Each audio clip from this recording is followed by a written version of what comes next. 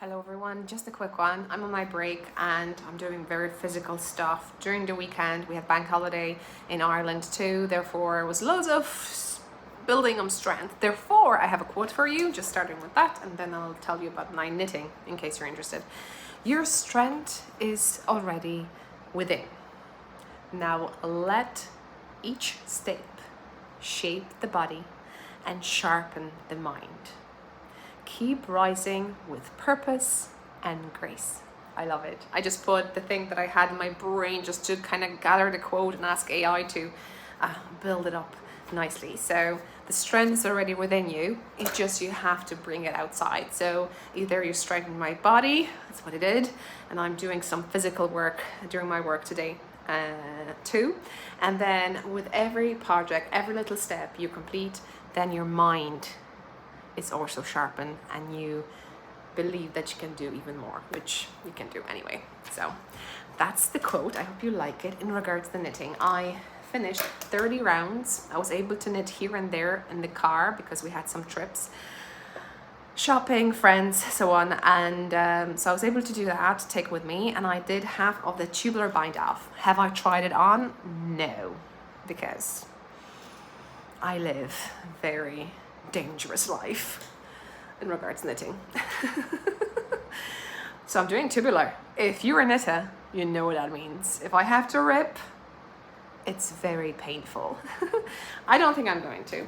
Anyway, so I'm going to finish it. So I already created 7 rounds around. Use that because that's normally how I feel comfortable when I'm doing tubular for the socks. Therefore, I do have some, ends that I will be winding up, tucking in. It's so simple. So if you've never done tubular, people have a tendency to think that you have to do the whole length of the whole circumference of anything they're doing, especially garment. They're very afraid of it, but it's so easy peasy. And maybe down below, if I get a chance, I'll link to my tutorial. I think I did that with the socks, yarn chicken or something, I call it like that, but it's so simple. Basically, just leave the yarn at the end of the my tubular bind off idea. Well, it's not mine, but my tutorial, that's how I end, and then I start a new one. Obviously I'm trying to making sure that I'm pinching it because it's so easy for that second yarn to just fly away and then you'll have to do it again. Yeah, and that's that. And basically you'll see afterwards how the yarn follows and how you need to tuck in. And even if you don't know, you just put it in the wrong side and we'll be like, come on, no one is going to know I have so many stitches. So that's that. I do have a yarn. I couldn't pick up this because I don't have yarn. So basically today I will think, if I finish tubular bind off and I finish the task that I put myself at work, blame only myself, yeah, I'll be very happy. It's just, not that someone asked me to, it's just I just want to do it. And from the garden, red currants, check them out. Have you had them ever? They're very soury, and I'm finding over here that people think like they're very, and I'm like, grand, they're grand. So just because I always struggle to take a nice photo, or maybe, maybe go other way around. Maybe we will do this way. So to show that I have this. So this is how I support my needle. So bye-bye. Just in case you are interested, this is not a tutorial, but when you see a knit purl, right? We have a ribbing over here. When you have a knit, we go knitwise and we take it off. And on the second stitch of the knitting needle, I put the, so you won't be able to see, put it as if to, I'm putting it through, right? So, can you see it?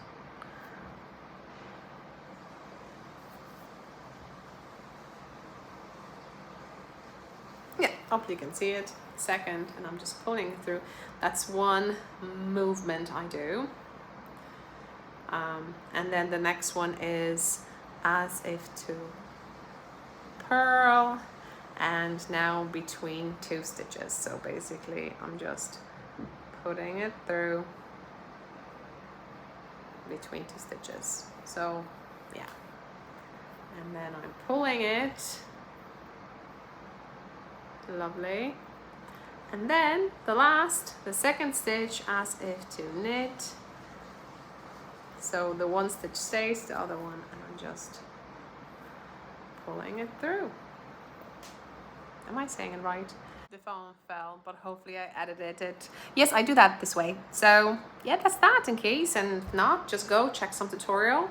And what I like to do, I like to watch my friend tidying up their crafty space, maybe going through her old whips and her yarn and so on, preparing for the yarn festival. So that's quite exciting. I'm living through her.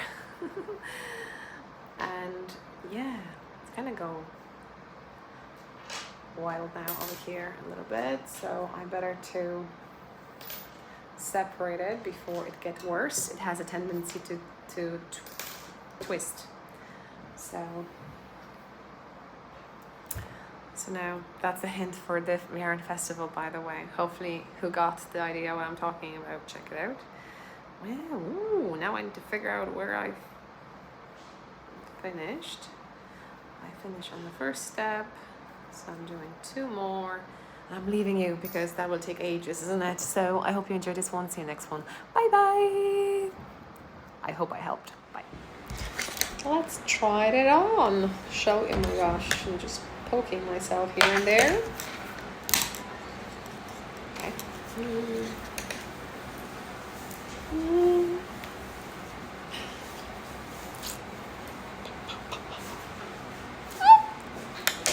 You won't believe, you won't believe, you won't believe, you won't believe, I won't believe. And I haven't even blocked it yet. And I think it's going to go down, isn't it? And I still have one. This is 2 skeins. 2 skeins of fingering. Don't choke myself. Don't choke myself.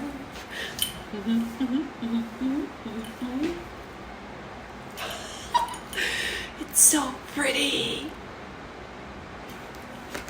So sorry for the little thing, but I was, like I said, was chatting with my friend and she was like, try it on. So I did try it on. I recorded and I saved it. So hopefully it's over here. I'm going to put it on as a reel also on Instagram, just in case. But I didn't want to try it on because you see, my t-shirt is just not the way it should be, isn't that? Like, you know, it should be one color underneath. And so I have a 1 skein. This is 2 skein project so far. So even if someone would my size, I'm 5'10", which, oh, my leftovers from the second skein. So it's so productive. So we're thinking straight. I'm going to get a skein, make a bowl, create 2 bowls equals, and then just knit straight. And then I think maybe it may reach. I don't know, and go to by one ribbing. So just kind of close it up, I think. So maybe something that it will match this straight. I don't know, but it'll be very comfy, something to do, and hopefully I will learn to make a nicer bow. Nicer bow. Okay, I'm going to leave you with that. Just giving you this because. Okay, so bye-bye now. Let me know what you're up to, and do you like to knit with fingering weight? I would say it's very affordable. Like I said, to knit this, I just need 2 skeins, and if I had to do it in DK, I probably would need 4, even this, just like that, 4 skeins for sure. So it's like a double the price. However, is a double of knitting.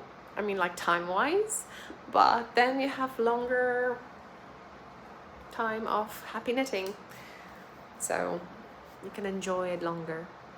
Thinking that way, and it's very drapey, and you can have something layering and so on and so forth. With the DK over here, you know, like DK is a DK thing. Fingering is, yeah, and this is the kid mohair.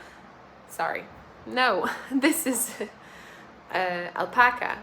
Baby alpaca. This is baby alpaca yarn. So it's going to stretch a little bit, be more drapey, will open up more, so it may not be as kind of I don't know, 60s vibe. Is it that 60s vibe? So we should see how it goes. Anyway, first sleeves, and definitely a little bit longer. I'm not kind of a person who likes to show arms. I'm not sure why. Personal thing. And so yeah, so I'm trying to see if I can go more, get out of the half of the skin, half like maybe this, hopefully. Finger crossed, straight, and then just so the big kind of puffy thing kind of gives extra vibe over here too, I think. Anyway, okay, stop talking. See you in the next one. Bye bye.